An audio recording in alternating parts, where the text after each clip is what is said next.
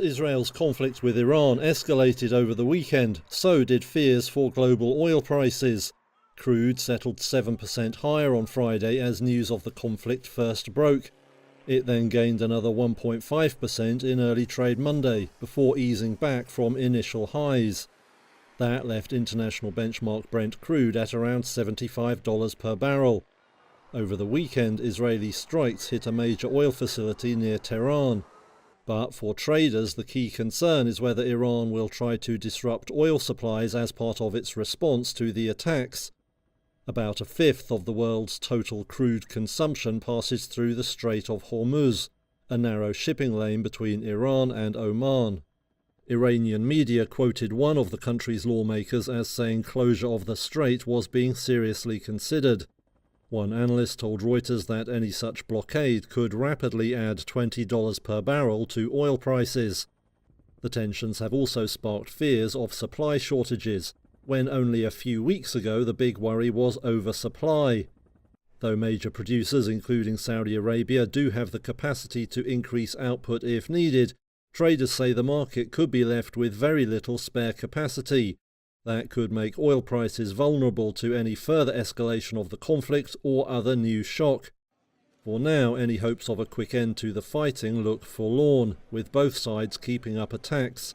Iran has said it won't negotiate a ceasefire while the Israeli air assaults continue.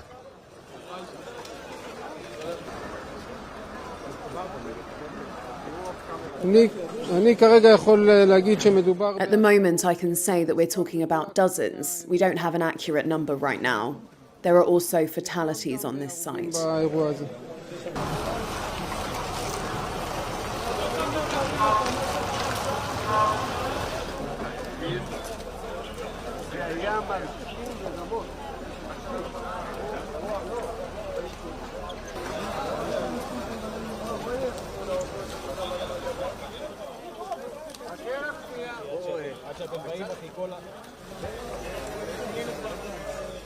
Israel and Iran launched fresh attacks on each other overnight into Sunday, killing scores. That's as US President Donald Trump said the conflict could be ended easily, while warning Tehran not to strike any US targets. Iran says dozens have been killed in Israel's onslaught since Friday, including 60 on Saturday, half of whom were children, when a missile brought down a Tehran apartment block. More than a dozen people have been killed in Israel and hundreds injured since Iran launched its retaliatory attacks. On Sunday, Israeli Prime Minister Benjamin Netanyahu visited a residential area in the city of Bat Yam, hit by an overnight Iranian missile onslaught. He watched as rescue efforts searching for missing people buried under the rubble of a collapsed multi-story building continued. Netanyahu said Iran will, quote, pay a heavy price for civilian deaths. The Israeli military has warned Iranians living near weapons facilities to evacuate after both Netanyahu and Trump said Israel's attacks would intensify.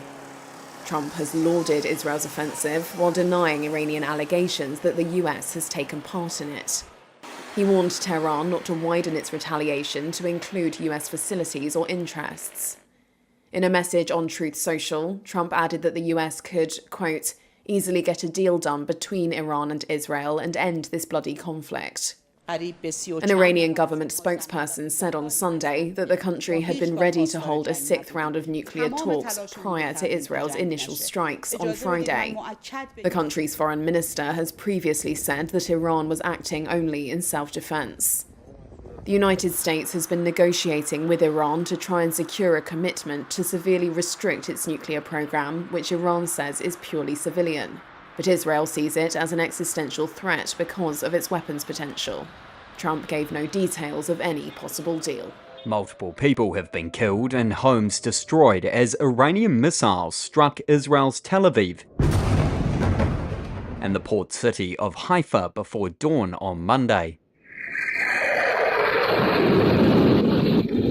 It prompted Israel's defense minister to warn Tehran residents would pay the price, and soon. Those comments were walked back later, with Israel saying it has no intention of causing deliberate harm to residents. Israel's National Emergency Services raised its death toll to at least 23 civilians since Friday. At least 100 more were wounded in Israel in the overnight blitz, part of the wave of attacks by Tehran in retaliation for Israel's strikes, which targeted Iran's nuclear and ballistic missile programs. Israeli attacks in Iran have killed at least 220 people since Friday, with 90% of the casualties reported to be civilians, Iran's health ministry has said. Several residential buildings in a densely populated Tel Aviv neighborhood were destroyed in a strike just a few hundred meters from the US Embassy branch in the city. The building sustained minor damage, and there were no injuries to US personnel. Fires were seen burning at a power plant near the Haifa port, media reported, with search and rescue operations underway, emergency authorities said. Iran's Revolutionary Guard said the latest attack employed a new method, causing Israel's multi-layered defense systems to target each other. It said it allowed Tehran to successfully hit many targets without providing further details. There were no reports in Israel of interceptor missiles hitting each other. Israel's military said on Monday it had struck again at command centers belonging to the Revolutionary Guard and Iran's military. Israel began the assault on Friday, wiping out the top echelon of Iran's military command and damaging its nuclear sites. It says the campaign will escalate in the coming days.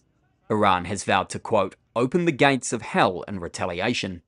US President Donald Trump has repeatedly said Iran could end the war by agreeing to tough restrictions on its nuclear program. Iran says it is for peaceful purposes, but Western countries and the IAEA nuclear watchdog say it could be used to make an atomic bomb.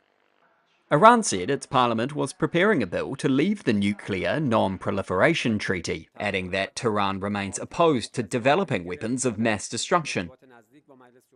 Israel is presumed to have a sizable nuclear arsenal, but neither confirms nor denies it. It is the only Middle East state that has not signed the NPT.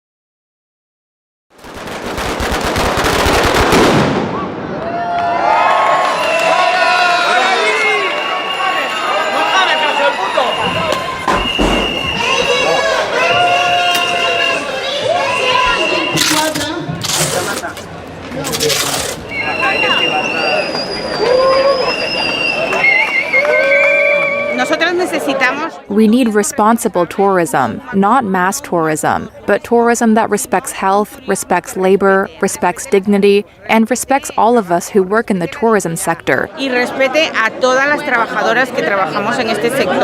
Because what mass tourism brings us is poverty. We don't benefit from this kind of tourism.